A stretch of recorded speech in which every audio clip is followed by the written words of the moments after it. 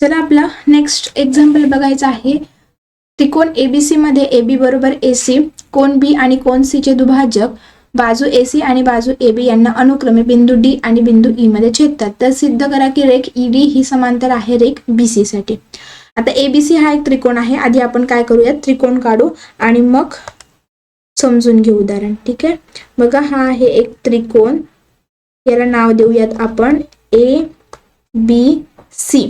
त्यानंतर ते काय म्हणत आहे की B आणि C चे दुभाजक AC आणि AB ला काय करता आहे ते अनुक्रमे बिंदू D आणि E मध्ये काय होतं, छेदता. मग C चा दुभाजक म्हणजे तो असा येणार आणि B चा दुभाजक म्हणजे इथे. मग हा बिंदू इथे काय येणार नाव D आणि इथे नाव येणार E. त्यांनी सांगितलं आहे की बिंदू अनुक्रमे D आणि E मध्ये छेदतात, ते लिहिलं आणि आपल्याला सिद्ध करायचं आहे. आता पहिल्यांदा आपण लिहिणार त्रिकोण ABC मध्ये का आहे बघा. पहिल्यांदा AB जी आहे ती AC सारखी आहे. त्यानंतर कोण B व कोण C चे दुभाजक बाजू AC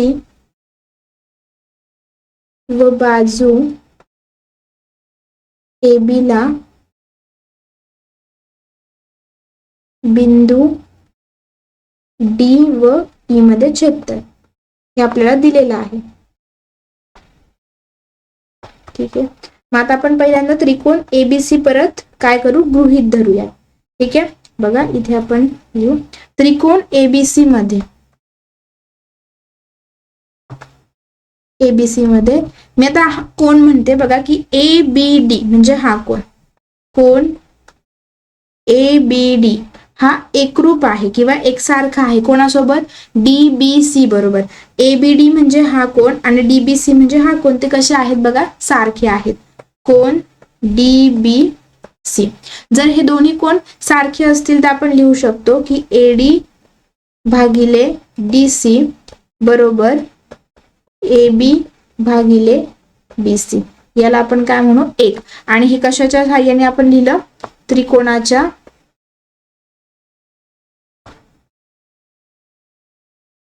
कोण दुभाजकाच्या प्रमेयानुसार.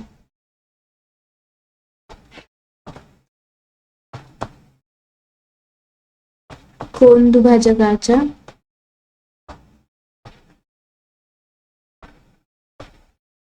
प्रमेयानुसार आपण ते लिहिलं. परत आता ABC त्रिकोण आपण गृहीत धरू. त्रिकोण ABC मध्ये पण आता कोण आपण वेगळे घ्यायचे बघा. समजा कोण आपण म्हटलो कोण BCE हा एकसारखा आहे कोणासोबत, ACE सारखा. बघा BCE आणि BCE आणि ACE म्हणजे हे दोन्ही कोण सारखे आहेत. जर हे दोन्ही कोण सारखे आहेत तर आपण काय लिहू शकतो बघा, AE भागिले BE बरोबर AC भागिले BC. याला समीकरण 2 म्हणू. हे समीकरण पण आपण काय लिहिलं, त्रिकोणाच्या कोण दुभाजकाच्या प्रमेयानुसार. त्रिकोणाच्या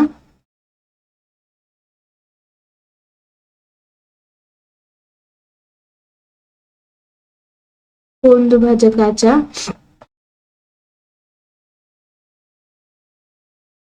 प्रमेयानुसार बरोबर. आता त्यामध्ये त्यांनी काय सांगितलं आहे बघा, AB बरोबर AC असं आपल्याला उदाहरणात दिलं आहे. मग समीकरण 1 आणि 2 बघा काय आहे, AD भागिले DC बरोबर AB भागिले BC आहे. आणि समीकरण 2 मध्ये काय आहे, AE भागिले BE बरोबर AC भागिले BC.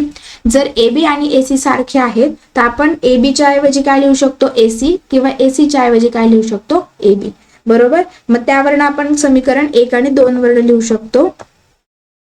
समीकरण 1 व 2 वरून काय लिहू शकतो बघा, दोन्ही समजा ह्या दोन्ही बाजू काय होणार, AB च्या ऐवजी AC लिहू शकतो किंवा AC च्या ऐवजी AB लिहू शकतो.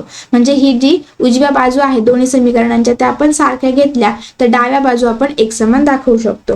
म्हणजेच AD भागिले DC बरोबर आपण काय लिहिणार, AE भागिले BE. AE भागिले BE बरोबर, इथपर्यंत समजलंय काय केलेलं आहे बघा. मग ह्या दोन बाजूंचे जर गुणोत्तर सारखे आहे, बरोबर, काय आहे, बाजूंचे गुणोत्तर सारखे आहे. आपण कशावरनं लिहिलो की बाजू AB आणि बाजू AC सारखे आहे, ते फक्त आपण समान दाखवले म्हणून. मग जर ह्या दोन्ही बाजूंचे गुणोत्तर सारखे आहे तर रेख ED जो आहे किंवा DE जो आहे, रेख ED जो आहे तो पॅरलल किंवा समांतर होऊ शकतो. कोणासाठी? BC साठी. कारण आपण शिकलेलो आहे गुणधर्म, बरोबर, त्रिकोणाच्या कोणदुभाजकाचा, त्यानुसार हे दोन्ही पण काय येणार, समांतर येणार, आणि हे आपण सिद्ध केलं आहे. ठीक आहे.